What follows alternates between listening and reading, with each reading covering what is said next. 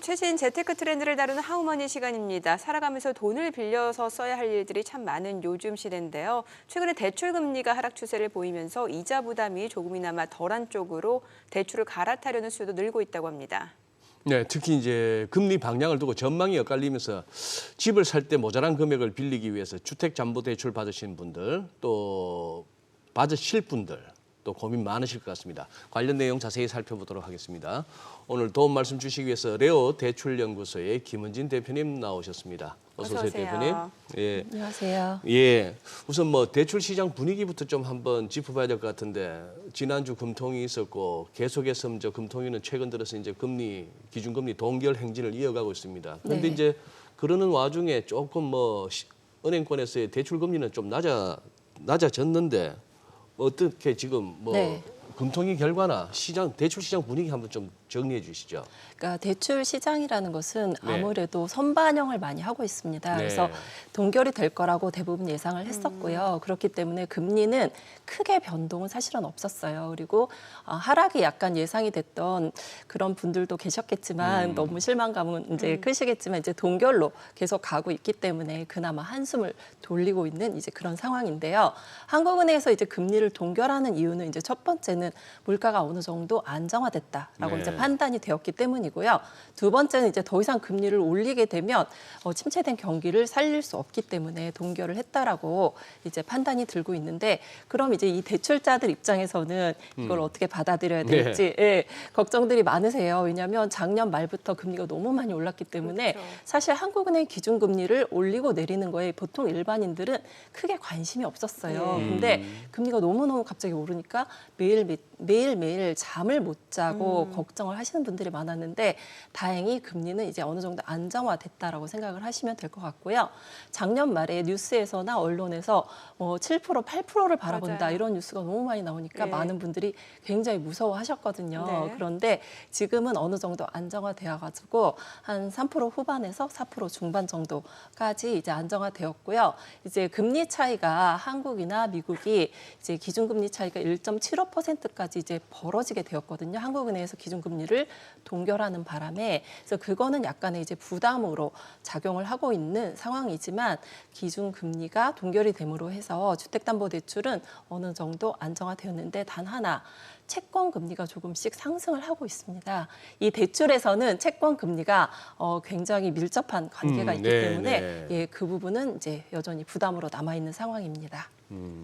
뭐 사실 이제 주택담보대출도 그러다 보니까 좀 많이 늘어나고 있는 상황이고 그러면 말씀 주신 대로 뭐 지난해는 한 7%, 8% 얘기가 있었단 말이죠. 지금 네. 3, 4% 말씀 맞습니다. 주셨거든요. 어느 네. 정도인지 조금 네. 금리별로 좀 설명을 해주세요. 일단 주택담보대출이 늘고 있다라고 이제 많은 분들도 생각을 하고 있는데 그 이유는 내 집을 마련하는 분들의 수요가 조금씩 증가하고 있기 때문입니다. 한동안 거래가 거의 절벽이다라는 얘기가 나올 정도로 많은 분들이 이제 집을 사는 거에 대한 두려움, 집값이 계속 하락을 하고 있다는 거에 두려움 때문에 집을 매수를 하지 못했는데 이제 거의 어느 정도 내가 살 단계가 왔다라는 생각으로 이제 집을 매수하는 분들이 조금씩 생기고 있는데요. 이분들은 뭐 투자자라고 할 수는 없고 대부분 내 집 마련, 무주택자. 실수요자. 네, 맞습니다. 네. 아니면 이제 실거주 갈아타기 하시는 분들이 계세요. 예전에는 내가 상급지로 이사를 하려면 한 뭐 5억 정도 돈이 필요했는데 지금은 3, 4억이면 갈 수 있다. 뭐 이런 식으로 그 갭이 줄어들어서 이동하시는 분들이 대출을 받는 분들이 많이 있고요. 그리고 7%대를 바라봤던 금리가 지금은 이제 대출 금리가 고정금리하고 또 혼합금리 그리고 변동금리 이렇게 세 가지로 나눠질 수가 있는데 고정금리라고 하면 이제 만기 고정금리 예를 들면 주택금융공사 상품 같은 경우는 시작부터 끝까지 만약 30년이면 30년 동안 고정금리인 경우가 많고요. 예, 그런 거를 받았던 분들 같은 경우는 현재 굉장히 잠을 잘 이룰 수 있겠죠. 어느 정도길래요, 레벨이? 만약에 재작년쯤 받았다 그런 분들은 2% 금리도 유지하고 있는 분들이 많이 있습니다. 네, 하지만 이제 혼합금리 받았던 분들 같은 경우는 5년만 고정금리고 그 이후는 변동으로 돌아가는 이제 주택담보대출인데 이분들까지도 괜찮습니다. 아직까지는 이제 그분들이 받았던 시점보다는 크게 높아지지 않았기 때문에 괜찮은데 이제 마지막으로 걱정이 많은 분들이 변동금리 받으신 분들이 분들이죠. 그분들 같은 경우는 금리가 본인이 받았던 금리의 거의 2배 가까이 예, 상승을 했기 때문에 많은 분들이 이제 잠을 못 이루는 예, 그런 상황인데 금리는 지금 고정금리 같은 경우는 3% 후반에서 4% 초반, 중반까지 가고 있고요. 그 변동금리 같은 경우는 조금 더 높습니다. 변동금리가 이제 4% 중반에서부터 5% 초반까지 형성이 되어 있는 상황이라서 이제 많은 분들이 대출금리를 선택할 때 어느 걸 선택할지 많은 고민이 있는 그런 상황입니다. 네. 그건 매번 고민스럽더라고요. 그렇죠. 예. 변동금리를 할 것인가 고민. 그렇죠. 네, 아니면 뭐 맞습니다. 혼합형으로 해야 되는지. 네, 예. 맞습니다. 그래도 어쨌거나 말씀하신 그 꼭지에 비하면은 많이 내려왔는데. 많이 떨어졌습니다. 그런데 사실 또 대출 받으신 분들은 네, 이 금리 이럴 때는 인하가 아니죠. 금리 이 하락을 체감 못 하세요. 맞습니다. 근데 6월 가면 좀 분위기가 달라진다는 얘기는 뭡니까? 이거는 이제 고정금리 받았던 분들한테는 해당이 없는 상황이고요. 예? 네, 이제 변동금리 받았던 분들 같은 경우에 그 변동 주기라는 게 있습니다. 예. 이제 6개월 변동을 받았거나 뭐 12개월 변동, 3개월 변동 이런 식으로 변동 주기가 있는데 많은 분들이 변동 주기 6개월을 많이 선택을 하시거든요. 그래서 올 1월부터 금리가 서서히 이제 하락을 했다라고 생각을 하기 때문에 6월에 나의 금리가 약간 떨어지지 않을까라는 예. 이제 기대감을 갖고 있는 상황인데요. 근데 여기서 또 너무 실망을 할 수도 있는데 이게 왜 그러냐면 이제 그 변동 금리는 이제 3가지 정도의 금리를 따라가게 되어 있어요. 그래서 코픽스 금리라는 것을 네. 따라가게 되어 있는데 이 코픽스 금리가 또 여러 종류로 나눠져요. 근데 신규 코픽스, 신자네 코픽스 이런 식으로 나눠지게 되는데 지금 하락폭이 큰 것은 신규 코픽스입니다. 그리고 신자네 코픽스는 크게 떨어지지가 않고 있는 상황인데요. 근데 많은 분들이 신자네 코픽스로 대출을 많이 받으셨어요. 그게 왜 그러냐면 우리가 그 대출을 선택을 할 때 일단 싼 거를 선택하게 되어 있습니다. 네. 그렇죠? 예. 그런데 신규 코픽스 같은 경우 올 초에 굉장히 금리가 높았거든요. 그래서 거의 많은 분들이 선택을 할 수가 없었어요. 예. 그러다 보니 신자네 코픽스로 많은 분들이 이제 대출을 실행을 하게 되었고요.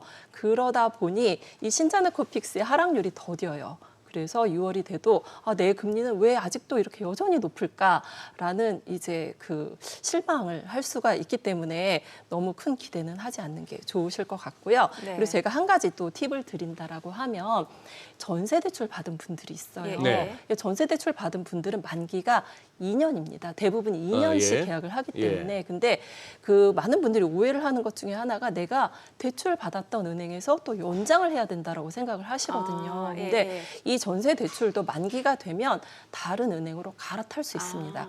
좀 더 저렴한 금리가 예. 있으면 갈아타는 것을 이제 권해드립니다. 그래요. 그러면 은행 선택도 중요할 것 같은데. 맞습니다. 은행 선택할 때 어떤 포인트를 좀 고려해야 되는 건가요? 지금 은행 선택 같은 경우는 이제 금리도 이렇게 여러 가지 종류가 있듯이 은행도 정말 많은 은행이 그러니까요. 예. 있기 때문에 내가 어느 은행을 가야 될지 많은 분들이 고민을 하게 네네. 되세요. 근데 예전에는 은행들이 이제 금리를 깎아주는 기준이 해보셨을 거예요. 뭐 내가 카드를 많이 쓴다거나 그렇죠. 급여이체, 네, 예. 자동이체, 주거래 네. 은행으로 만들기 위해서 많은 이제 우대 항목들을 정해줬는데 네. 요즘은 약간 특화된 상품들을 많이 보이고 있어요. 이게 예를 들면 뭐냐면 우리 주택금융공사 상품 같은 경우는 다자녀 할인 이런 거를 많이 해주거든요. 아이가 많으면 금리를 깎아준다. 근데 시중은행에서도 다자녀 할인을 해주는 은행이 조금씩 늘어나고 있고요. 그리고 또 한 은행은 중소기업에 다니는 중소기업에 다니는 분들의 금리를 대폭 할인을 해주는 그런 은행이 있습니다. 그리고 또 특정 은행은 뭐 공무원이나 공사인 다니시는 분들의 금리는 조금 할인을 해주는 은행이 있기 때문에 네. 일단 나의 스펙, 내가 어떤 위치에 있는지를 먼저 예. 파악을 하신 다음에 그리고 나서 내가 할인을 받을 수 있는 은행을 찾는 것도 좋은 방법입니다. 대표님 이 대출 받을 때 고정금리로 갈 것이냐 변동금리가 이게 그러게요. 매번 헷갈리고 고민이고 네, 맞습니다. 그 뭐 한 2년마다 돌아오는 또 그때 갱신할 때도 그때도 또 고민인데. 네, 맞습니다. 근데 이미 대출 받은 사람은 그냥 갈아타지 말고 그냥 쭉 가라는 얘기는 뭔가요, 그게? 이게 무엇이냐면 네. 일단 고정금리, 변동금리, 혼합금리 네. 이 3가지에 대해서 약간 설명을 해드리고 싶은데요. 고정금리는 이제 처음부터 끝까지 만기 고정금리고요. 보통 이제 공사 상품에서 많이 이용을 하게 되는 예, 그런 상품, 정책 자금에서 많이 이용을 하고 있고요. 변동금리는 주기에 따라서 3, 6, 12 뭐 이런 식으로 계속 금리가 변하고 있고요. 혼합금리는 일정 기간, 예를 들면 5년 혹은 3년만 고정, 그 이후는 변동 이런 식으로 돌아가는 이제 금리를 얘기를 하게 되는데 여기서 우리가 어떤 것을 선택을 하게 되느냐 대부분의 이제 소비자들은요 일단 저렴한 거를 선택할 수밖에 없습니다. 예. 네. 그리고 작년 말에 금리가 너무 급격하게 상승하는 것을 많은 분들이 너무 놀랐기 때문에 이제 변동금리는 선택하는 분들이 거의 없으세요. 저는 그 무조건 예. 고정금리 하고 싶어요. 네네. 이렇게 말씀을 하고요. 또 때마침 지금 고정금리가 저렴합니다. 그래서 일단 저렴한 것을 그 선택을 하고 싶은 마당에 고정금리가 또 저렴하니까 많은 분들이 선택을 하는데 또 먼 미래를 바라보는 분들이 계세요. 어떤 분들이냐면 지금 금리보다 앞으로 조금 떨어질 수도 있다라고 미래를 바라보는 분들이 계시는데 이런 분들 같은 경우에 나는 변동금리 하고 싶다라고 그렇죠. 생각을 할 수 있는데 네. 변동금리가 1% 가까이 높아요. 현 시점에서. 예. 그러면 일단 예를 들어서 1억을 대출을 받게 되면 고정금리 하면 매달 이자 30만 원, 변동금리 하면 39만 원이다라고 했을 때 변동을 선택하기가 먼 미래를 바라보기가 그렇죠. 쉽지 않죠. 쉽지 않습니다. 네. 그래서 현재 네. 대부분의 사람들은 고정금리를 선택을 하고 있고요. 그리고 기존 대출을 유지를 할지 갈아탈지 고민하시는 분들은 일단 금리가 낮으면 무조건 유지하시는 게 맞고요. 네. 그리고 갈아타고 싶다.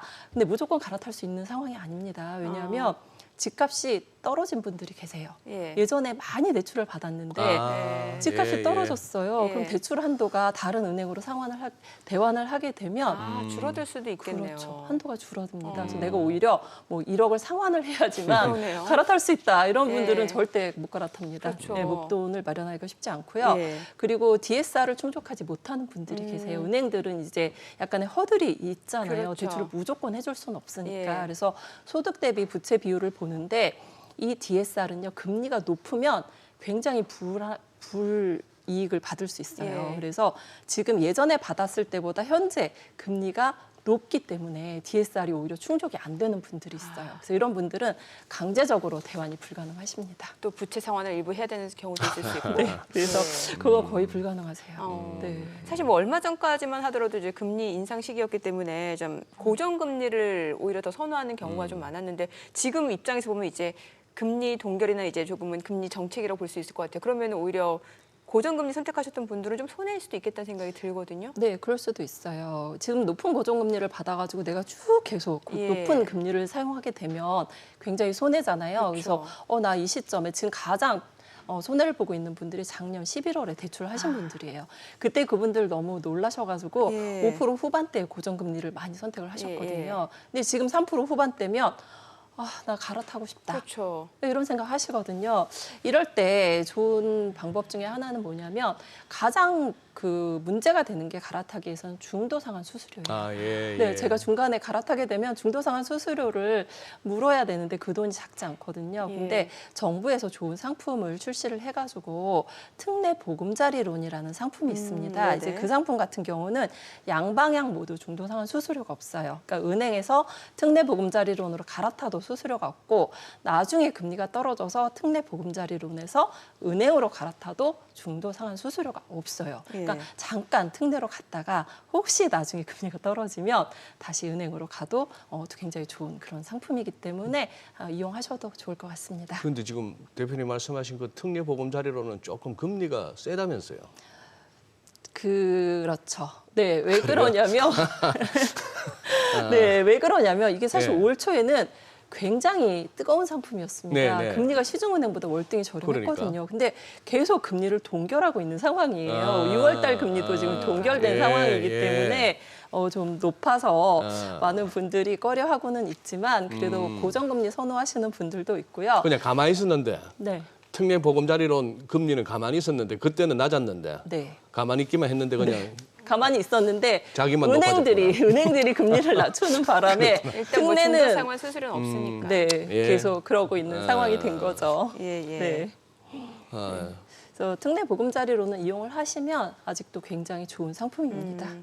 그러면 대환 대출 전에 좀 고려해야 될 사항을 좀 정리를 해주세요. 예, 대환을 할 때는 무조건 대환을 할 수 있는 상황이 아니기 때문에 예. 제일 먼저 중도 상환 수수료라는 것을 이제 고민을 제일 그렇죠. 먼저 하셔야 예. 되고요. 그리고 이제 어느 은행으로 갈지 금리 부분을 고민을 하셔야 됩니다. 그래서 내가 대환을 할 때 무조건 은행을 정해 놓기보다는 공사 상품도 있고요. 은행 상품도 있고 또 보험사 상품도 특판이 나오는 경우가 있기 때문에 여러 금융기관에서 꼼꼼하게 비교를 하시는 게 좋을 것 같습니다. 네, 그리고 오늘부터 지금 정부에서 준비한 게 대환 대출 인프라 서비스. 네. 요거 좀 알려주셔야 될 것 같아요. 네, 많은 분들이 이제 기대를 하고 있는 예. 예, 그런 서비스인데요. 금융위원회에서 금융 소비자가 손쉽게 더 낮은 금리로 갈아탈 수 있도록 대환대출 인프라를 이제 구축을 한 것인데요. 이게 오늘부터인가요? 네, 맞습니다. 예. 5월 31일 이제 오늘부터 할 수 있고요. 대출 비교 플랫폼과 은행 앱을 통해서 나의 신용 대출을 좀 더 낮은 은행이 어딘지를 확인을 해서 갈아타면 되는데 예전에 저희가 대환을 할 때는 일일이 이제 지점을 방문을 해서 상담을 할 수밖에 없었지만 이제는 좀 편리한 시스템으로 진짜 핸드폰으로 스마트폰으로 15분만 해도 은행을 갈아탈 수 있는 그런 예, 굉장히 좋은 시스템인데요. 이제 우려를 하시는 분들 중에는 혹시 이제 너무 많은 은행을 조회하다 보니까 나의 신용 점수가 떨어지는 것은 아니냐라는 걱정을 하시는데 그런 걱정은 하지 않으셔도 됩니다. 신용 점수가 하락하지 않고요. 혹시라도 이제 실무에서 보면 이런 분들이 과다 조회로 뜨는 경우가 있어요. 근데 그거는 금방 사라지기 때문에 걱정하지 않으셔도 되기 때문에 우리가 금리는요 가끔씩 이렇게 건드려 본다라는 그런 용어를 많이 쓰는데 그렇게 해서 자꾸 해 보면 내 금리가 낮아질 수 있는 있기 때문에 해 보시면 좋을 것 같습니다. 네, 알겠습니다. 오늘 내용 잘 들었습니다. 고맙습니다. 네, 감사합니다.